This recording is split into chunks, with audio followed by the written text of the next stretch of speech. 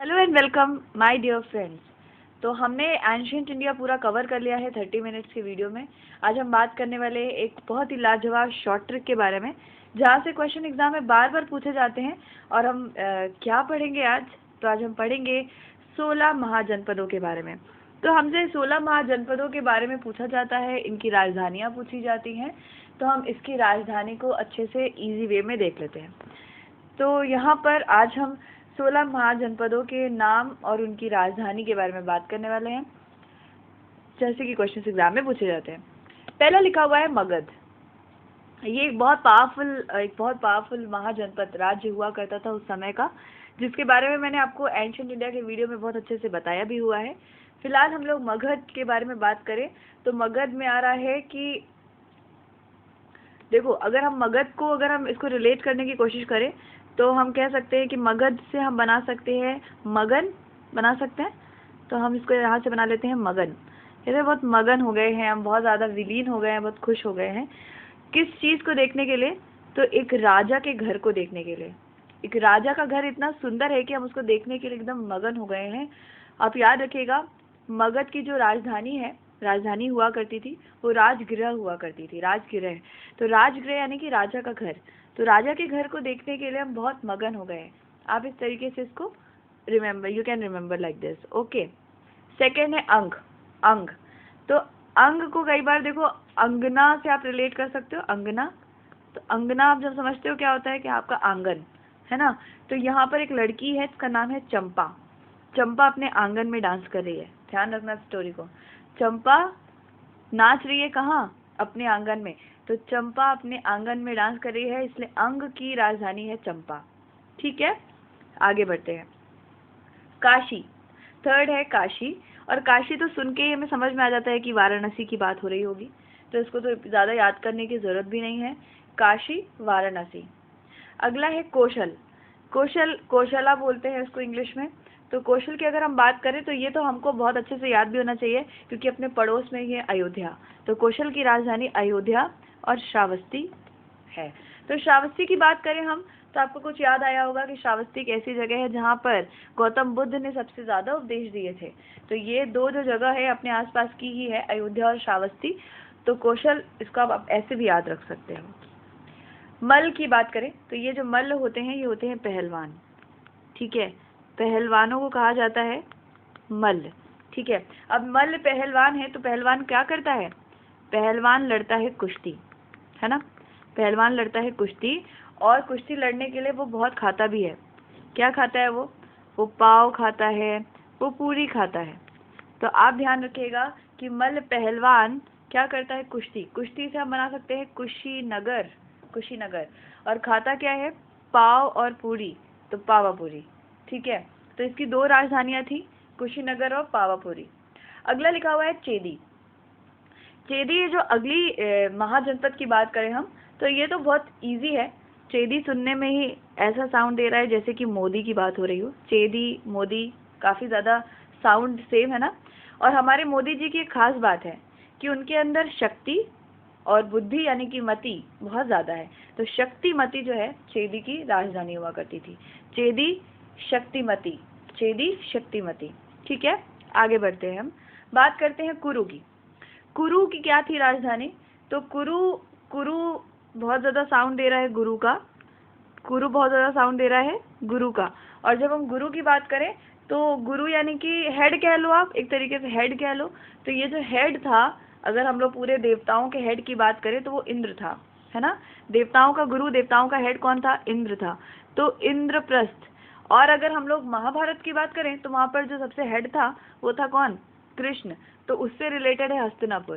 तो इंद्रप्रस्थ और हस्तिनापुर दोनों ही जो हैं इसकी राजधानी हुआ करते थे। तो कुरु, इंद्रप्रस्थ, बेसिकली वो इंद्रप्रस्थ है जो ज़्यादा पूछा जाता है, तो उसको याद रख सकते हैं हम, कुरु, इंद्रप्रस्थ। वत्स, अगर हम वत्स महाजनपद की बात करें तो वत्स महाजनपद की राजधानी जो थी उसकी बात हम करेंगे, लेकिन फिलहाल वत्स कहते ना, कहते वत्स खुश रहो वत्स। तो वत्स से क्या कहा जा रहा है? वत्स से कहा जा रहा है कि कोशिश हमेशा करते रहना, कोशिश करना, कभी मत छोड़ना, क्योंकि कोशिश करने वालों की कभी हार नहीं होती ना। तो वत्स कोशिश। आप याद रखना कि वत्स से क्या कहा गया था कि कोशिश हमेशा करते रहना। कोशिश से बनता है कौशाम्बी, कोशिश से बनता है कौशाम्बी। तो वत्स कौशाम्बी, वत्स का क्या है? कौशाम्बी। नेक्स्ट है पांचाल। पांचाल की बात करें तो ये आपको अपने आप से याद करना पड़ेगा। ये आपके लिए एक बहुत बड़ा एक टास्क है कि आप मुझे इसकी ट्रिक बताइए सोच के। पांचाल है अहिच्छत्र और काम्पिल्य। ये जो है अपने को लर्न करना है। अगर आपके पास कोई अच्छी ट्रिक हो तो you can comment me in the comment box. Next है शूरसेन। तो शूरसेन में देखो एक वर्ड आ रहा है सुर, सूर, सूर या हम कह सकते हैं सुर। तो कुछ लोग बहुत सुरीला गाते हैं, बहुत मीठा गाते हैं, है ना। यानी कि कुछ लोगों के सुर इतने अच्छे होते हैं कि वो बड़े मधुर नजर आते हैं, बड़े मधुर लगते हैं सुनने में ना। तो कुछ लोगों के सुर बहुत मधुर लगते हैं। शूरसेन, मथुरा, मधुर, मथुरा। तो शूरसेन का जो राजधानी थी वो थी मथुरा। तो ये याद रखना इजी है, कोई डिफिकल्ट नहीं है। आगे बढ़ते हैं। हम मत्स्य की बात करेंगे। तो मत्स्य भी एक महाजनपद हुआ करता था। तो आप दिमाग में एक इमेज बनाइए कि एक मछली है, एक मछली है जो कि बहुत ही ज्यादा बड़ी है, बहुत बड़ी मछली। तो मत्स्य यानी कि मछली को मत्स्य भी कहा जाता है, मत्स्य बोलते हैं ना। तो मत्स्य यानी कि मछली, और बहुत बड़ी है यानी कि बहुत ही विराट है, कहते हैं ना बहुत विराट, बहुत बड़ी। तो विराट नगर मत्स्य की राजधानी थी। मत्स्य की राजधानी क्या थी? बहुत बड़ी मछली। मत्स्य यानी मछली और बहुत बड़ी यानी कि विराट, तो विराट नगर। अगला है अश्मक। अश्मक की क्या थी राजधानी? तो अश्मक काफी ज्यादा साउंड दे रहा है हमें, अशमंजस साउंड दे रहा है ना। अश्मक, अशमंजस, दोनों का जो अश वाला पोर्शन है वो काफी सेम है। तो अशमंजस का मतलब होता है डाउट। कोई इंसान बहुत डाउट में होता है ना तो कहते हैं बड़े असमंजस में फंसा हुआ हूँ भाई। तो असमंजस में फंसा हुआ हूँ। किस बात का असमंजस है इस व्यक्ति को? इस व्यक्ति को इस बात का असमंजस है कि इसके घर में एक पोटली रखी है। पोटली मतलब एक पैकेट जिसमें कुछ सामान रखा हो। तो इस व्यक्ति के घर में एक पोटली रखी है और उसको समझ नहीं आ रहा कि इस पोटली में है क्या, और उसे आज तक समझ में नहीं आई ये बात। तो इस व्यक्ति को असमंजस है कि पोटली में क्या है। तो अश्मक की राजधानी जो थी वो पोटली ही थी। अश्मक की कैपिटल क्या थी? पोटली। तो याद रख सकते हैं हम। नेक्स्ट है अवंती। अवंती का जिक्र हमने आपसे पहले भी किया था कि बहुत ज्यादा इसको याद रखना है।